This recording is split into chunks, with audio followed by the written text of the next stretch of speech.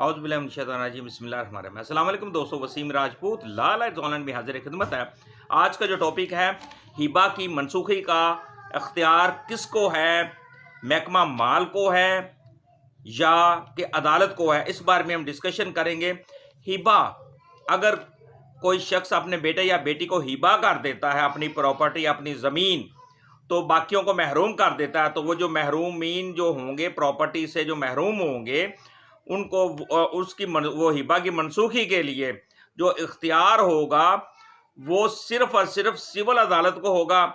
महकमा माल रजिस्ट्रार वगैरह जो हैं हिबा को मनसूख नहीं कर सकते, हिबा की मनसूखी का इख्तियार नहीं रखते, उनके पास पावर्स नहीं हैं।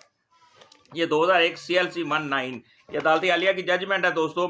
जब भी कोई चीज़ आपने मनसूख करवानी, कैंसिल करवानी, हिबा आपने आपको विरासत में हिस्सा नहीं मिला तो आपने उसको चैलेंज करना है, तो आप सिविल अदालत में जाएंगे, दीवानी अदालत में जाकर केस फाइल करेंगे।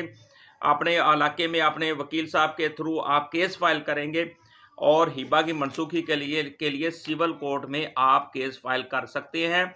और ये सिर्फ और सिर्फ इख्तियार सिविल अदालत को है, दीवानी अदालत को है। अस्सलाम वालेकुम।